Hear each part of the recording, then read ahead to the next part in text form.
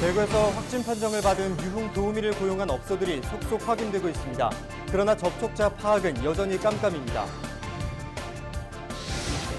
국내에서 코로나19 첫 환자가 발생한 지 1년이 지났습니다. 1차 대유행의 중심이었던 신천지 대구교회를 둘러싼 상황들을 짚어보겠습니다. 이르면 다음 달부터 시작되는 코로나19 예방접종을 앞두고 경상북도가 준비 작업에 들어갔습니다. 예방접종은 백신 보관에 필요한 냉동고를 갖춘 접종센터와 위탁 의료기관을 통해 진행됩니다. 경산시가 역사적 학술적 가치가 높은 지역의 비지정 문화유산 3건을 향토 문화유산으로 나란히 지정했습니다. 그동안 국가 도지정 문화재는 있었지만 시 지정 문화재는 이번이 처음입니다. 여러분 안녕하십니까? 헬로티비 대구 경북 뉴스입니다. 대구에서 확진 판정을 받은 노래방 도우미를 고용한 업소가 하루 만에 2곳에서 13곳으로 늘었습니다. 대구시는 21일 홈페이지를 통해 해당 업소명을 공개하고 지난달 25일부터 대구 시내 노래방 도우미가 있는 노래방을 방문한 사람은 반드시 검사를 받아달라고 당부했습니다. 20일까지 확인된 관련 확진자는 노래방의 도우미를 알선하는 이른바 보도방 관리소장과 소속 도우미 4명 등 모두 5명입니다. 확진자 중 일부는 20여일 전부터 증상이 나타났는데도 도우미 일을 계속해온 것으로 밝혀졌지만 접촉한 손님 중 확진자는 아직 확인되지 않고 있습니다. 방역당국은 도우미 업종 특성상 동선이나 접촉자 파악에 애를 먹고 있다며 경찰의 협조를 구한 상태입니다. 국내에서 코로나19 첫 환자가 발생한 지 1년이 됐습니다. 그동안 모두가 힘들었지만 특히 대구 경북은 신천지 대구교회발 대유행을 겪으며 더 힘겨운 시간을 보냈는데요. 1년이 지난 지금 1차 대유행의 중심지였던 신천지 대구교회를 둘러싼 상황들을 살펴보겠습니다. 권미경 기자입니다. 다시 찾아가 본 신천지 대구교회. 지난해 2월 이후 10달 넘게 교회 문은 굳게 닫혀 있습니다. 예배와 모임이 금지되면서 신도들도 모습을 감췄습니다. 교회 주변 동네는 예전과 다르게 조용합니다.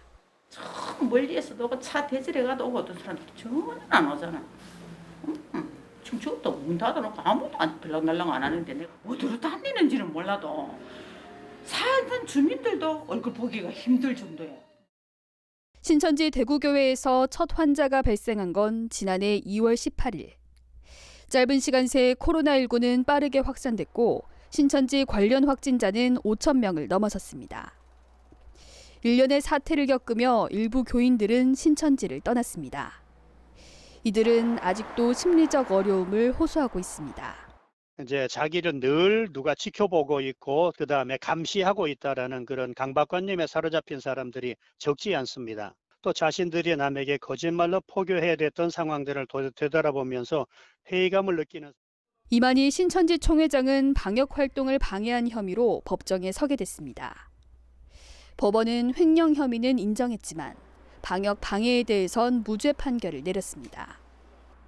이와 별도로 대구시와 지역 소상공인 단체 등이 신천지를 상대로 제기한 민형사상 소송은 여전히 진행 중입니다. 현재 신천지 예수교회 대구교회 소유의 부동산 일부와 이만희 총회장 은행 계좌 등에 대한 채권이 가압류 결정된 상황입니다. 가압류 결정된 재산 이외에도 다른 재산이 있는지 파악 중에 있으며 파악되는 대로 추가 보전 조치할 계획입니다.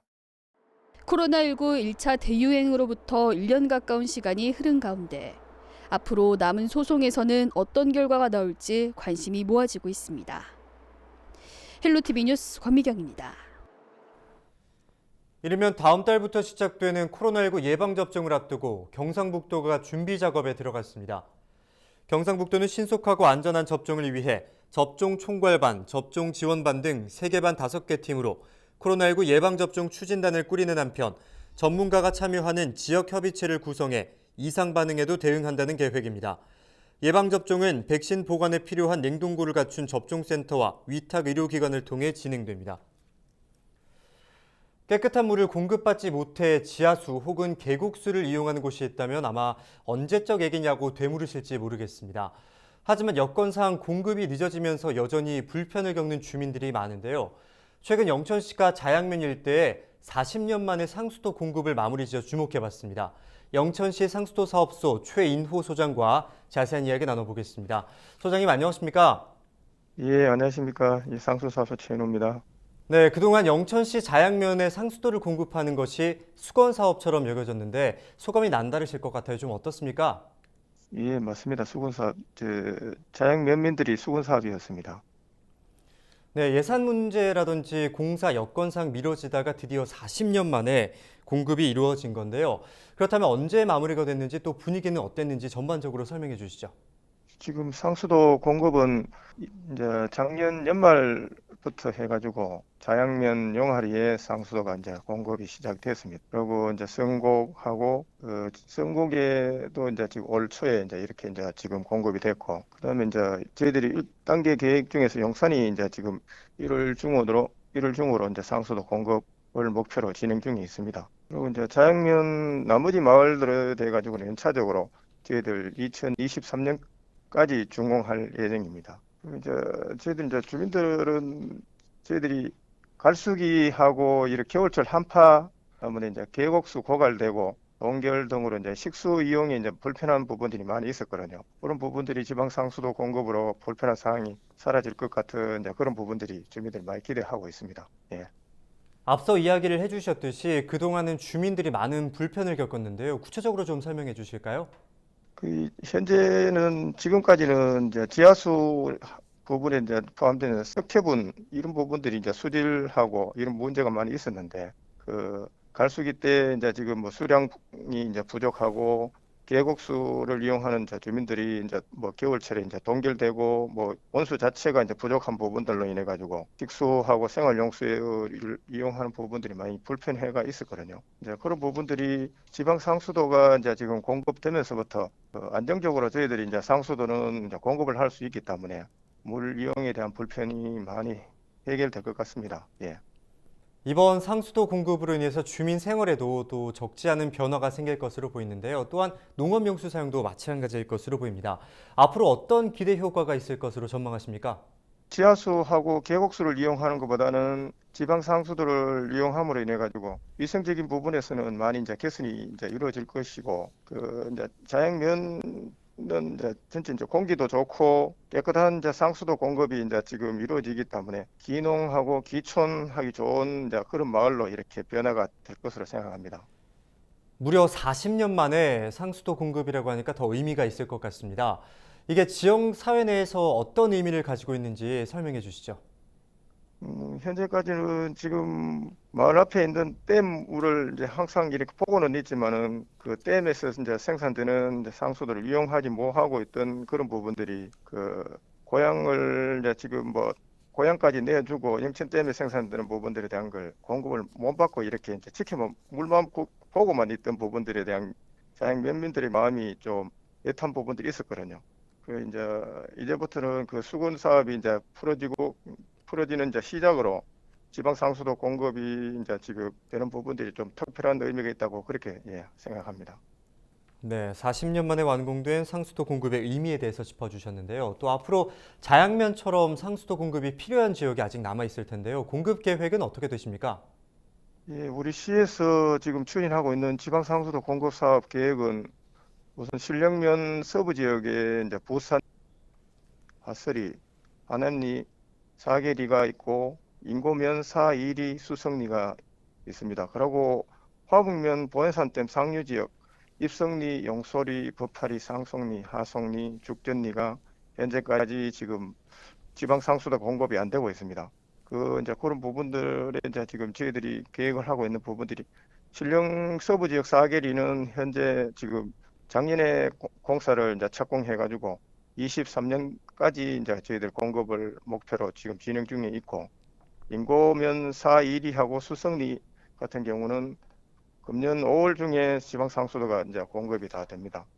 그럼 이제 마지막 남는 부분들 화북면 보현산댐 상류 지역에 육계리에는 지금 이제 저희들 원래 이제 예산을 확보를 해가지고 현재 이제 설계를 이제 지금 발주하려고 이제 준비를 하고 있고, 이 부분이 이제 진행되면은 한 25년까지는 지방 상수도 공급이 다 완료될 예정으로 지금 추진하고 있습니다.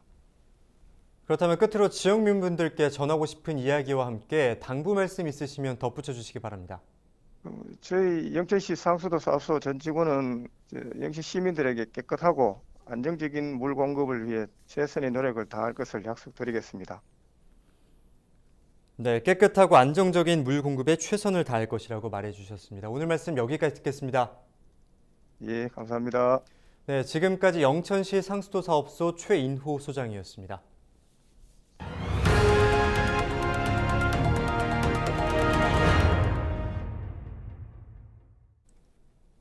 경산시가 역사적, 학술적 가치가 높은 지역의 비지정 문화유산 3건을 향토 문화유산으로 나란히 지정했습니다. 그동안 국가 도 지정 문화재는 있었지만 시 지정 문화재는 이번이 처음입니다. 이하영 기자입니다. 경산시 자인면 원당리에 위치한 인지제입니다. 앙상한 함석처마 등 겉으로 보기엔 초라하지만 경산시 향토 문화유산 제1호로 지정됐습니다. 임진왜란 당시 의병장으로 활약한 성제 최문병 선생의 강학소로 지역 의병사에서 중요한 의미를 갖고 있습니다. 경산시 향토문화유산 제2호는 우경제입니다. 초기 정시의 문중제실과 학업장소로 사용하던 건물로 소박하지만 격식을 갖췄습니다. 근대말 유학자이신 타과 정기현 선생께서 100년 전에 거주하셨던 장소는 우경제는 스스로 낮추어서 예를 받들자는 유학의 정신을 따랐으며 입구에 들어서시면 상제문이라고 되어 있습니다. 이는 예전에 부모님들이 뽕나무로 여러 가지 옷을 만들고 했을 때 부모님이 옆에 계시는 그 마음으로 근신하겠다는 뜻이었고요. 들어와서 보시면 뒤쪽으로 조그마한 누각이 있습니다. 누각의 이름은 교일루입니다. 교일루는 한 권의 책이 말량의 금합보다 낫다. 경산 중방동 지역을 중심으로 전승되어 온 중방농악도 향토 무형문화유산으로 지정됐습니다. 마을 제사인 당제 때 치는 농악, 지신밟기, 여름철 농민들이 모여 놀던 풋굿 등에 뿌리를 두고 있습니다. 경산시는 지난해 12월 역사적 학술적 가치가 높은 비지정 문화유산 3건을 향토 문화유산으로 지정했습니다. 우리 시에는 국가지정문화재 15건, 도지정문화재 27건, 국가등록문화재 1건 등 모두 43건의 지정 또는 등록문화재를 보존 관리하고 있습니다. 이 외에도 도지정문화재 3건, 등록문화재 2건 등 현지 조사를 앞두고 있습니다. 이 외에도 제4호 경산시 향토문화유산 지정을 위해서 꾸준히 시민들에게 홍보하고 지정하도록 노력하겠습니다. 경산시는 향토 문화유산 지정을 통해 문화재적 가치가 높은 지역의 문화유산을 체계적으로 관리 보존하겠다는 방침입니다. 헬로티비 뉴스 이하영입니다. 19만 2천 톤으로 추정됐던 의성 쓰레기산에서 7천여 톤의 폐기물이 추가로 발견됐습니다. 의성군은 이달 중으로 쓰레기 19만 2천 톤을 모두 치울 계획이었지만 쓰레기가 추가로 발견되면서 처리 비용이 더 늘 것으로 예상했습니다. 2019년 의성군 단밀면 농촌마을에서 발견된 대규모 쓰레기산은 2년 전 행정 대집행으로 국비 280여억 원을 들여치우고 있습니다. 안동시가 대마 규제 자유특구 지정 후 불법 대마 재배 농가가 늘 것으로 보고 단속에 들어갑니다. 현행법상 섬유용 대마를 재배하는 사람은 잎을 소각 매몰 또는 폐기해야 하고 대마 껍질을 흡연하거나 섭취하는 행위는 금지돼 있습니다. 안동보건소는 대마 파종 시기인 2월부터 본격 단속할 예정입니다.